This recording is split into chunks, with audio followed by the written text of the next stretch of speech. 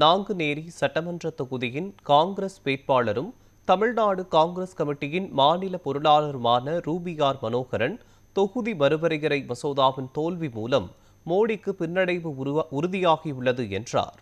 மேலும் நடைபெறவுள்ள தேர்தல் பரப்புரைக்காக மக்களவை எதிர்க்கட்சித் தலைவர் ராகுல் காந்தி வரும் 20ஆம் தேதி நாங்குநேரிக்கு வருகை தர உள்ளதாகவும் கூறினார். எங்களுடைய அன்பு தலைவர் ராகுல் காந்தி அவர்கள் வருகிற 20ஆம் தேதி திங்கட்கிழமை காலையில் மதியம் 12:30 மணி அளவில் நாங்குநேரி தொகுதிக்கு வர இருக்கிறார்கள். ஒரு மிகப்பெரிய எழுச்சி.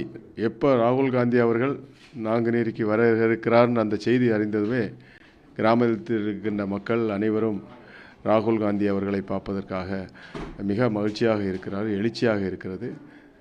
தேர்தல் பிரச்சாரம் ஒரு நல்ல ஒரு சூழ்நிலையில் சென்று கொண்டிருக்கின்றது. மிக்க மகிழ்ச்சி, ரொம்ப சந்தோஷமாக இருக்கும். கேடர்ஸ் எல்லாம் வந்திருக்காங்க. ரொம்ப சிறப்பான செயல்பாடுகள். எங்களுடைய அனைத்து தொண்டர்களும் வாக்கு சேகரிப்பதில் ஈடுபட்டிருக்கார்கள். ரொம்ப சிறப்புங்க.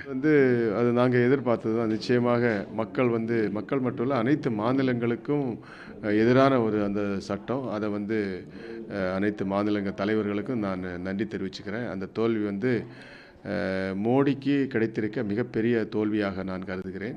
வருகிற காலங்களில் இந்த தோல்வியை அவர் தொடர்ந்து சந்திப்பார்.